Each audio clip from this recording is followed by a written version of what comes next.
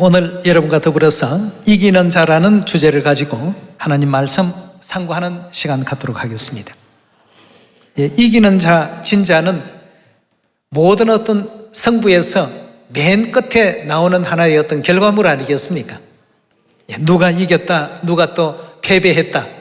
이 표현은 어떤 경기든 게임이든 성부든 끝부분에 판정된 내용이라고 볼 수가 있겠습니다. 성경 66권에도 이 이기는 자에 대한 많은 표현들이 있습니다.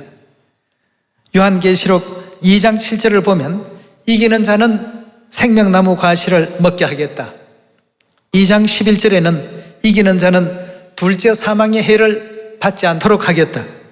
2장 17절에는 이기는 자는 감추었던 만나를 줄 것이고 또 흰돌을 줄 것이며 새 이름을 허락할 것이다.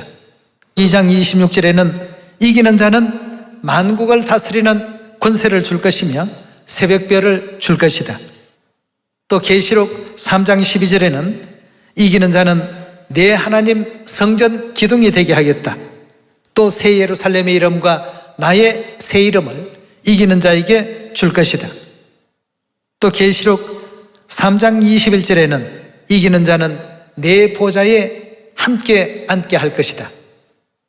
자, 지금 보면 이기는 자에 대해서 성경에서는 상당한 많은 어떤 쉽게 표현하면 타이틀이 걸려 있습니다.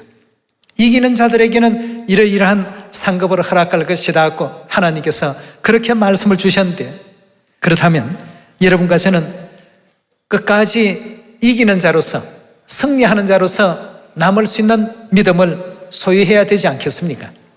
성경에서는 이렇게 이긴 자들에 대한 많은 것 설명이 있는데요, 우리 요한계시록 15장의 말씀을 보면 거기에 이긴 자에 대한 표현이 또 기록되어 있습니다. 15장 2절의 말씀 보시면 또 내가 보니 불이 섞인 유리바다 같은 것이 있고 짐승과 그의 우상과 그의 이름의 수를 이기고 벗어난 자들이라고 이렇게 표현하고 있습니다. 이 짐승은 마귀를 표상하고 있죠.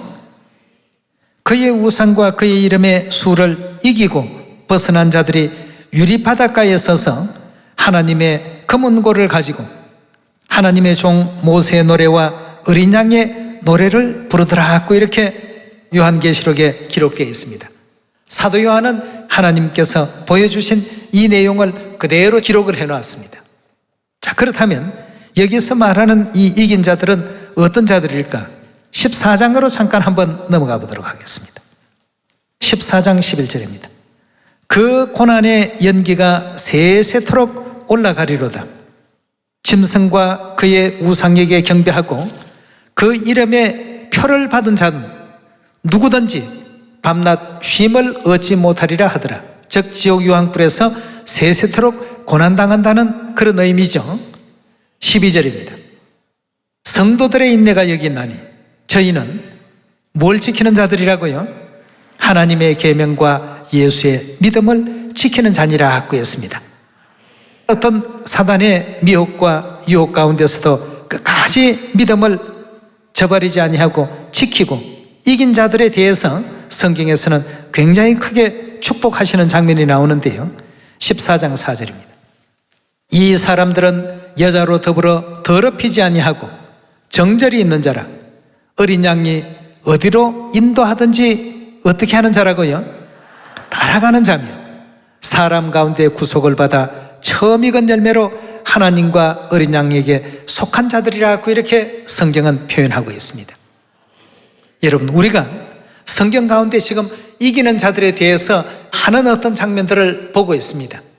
요한계시록 2장과 3장에서도 이기는 자들에 대해서 많은 어떤 설명이 나옵니다만 요한계시록 15장과 14장의 장면 속에서도 짐승과 그의 우상과 그 표를 받지 아니하는 그 어떤 위협과 그 어떤 미혹 가운데서도 그 짐승의 표를 받지 아니하고 따르지 아니한 이와 같은 사람들에 대해서는 어린 양이 어디로 인도하는지 따라가는 자며 사람 가운데 구속을 받아 처음 익은 열매로 하나님과 어린 양에게 속한 자들이라 하고 했습니다. 자, 이 사람들이 결국 성경에서는 예언적으로 바라보게 될 때 이긴 자의 그 무리와 이긴 자의 그 위치에 서 있는 사람이라고 볼 수 있겠습니다. 그럼 우리가 다시 한번 정리를 해보면 이긴 자가 되기 위해서는 어찌해야 될까? 우리 삶의 방향성을 잘 정해야 되겠습니다. 어린 양 되신 그리스도께서 어디로 인도하시든지 어떻게 한다고요?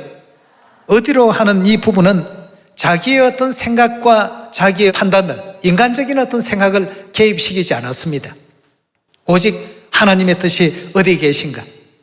거기에 자기의 성정도 누그러뜨릴 수 있었고 자기의 어떤 잘못된 판단도 하나님의 어떤 뜻에 맞추어 가다 보니까 세속에서 배웠던 잘못된 습관들, 악한 성정들 이런 것조차도 전부 정화되어서 우리 하나님이시라면 과연 이 순간 어떻게 결정을 하셨을까? 어떤 판단을 내리셨을까?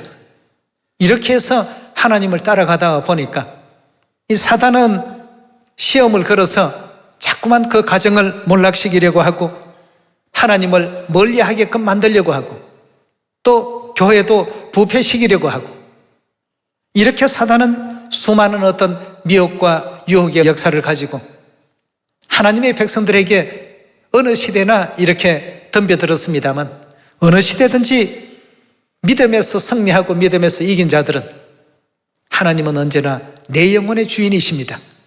하나님은 언제나 우리 가정의 주인이십니다. 하나님은 언제나 우리 교회의 주인이십니다. 하나님은 언제나 우리 총회의 주인이십니다. 이런 어떤 믿음을 안 가진 사람이 단 한 사람이라도 있는가 말이죠.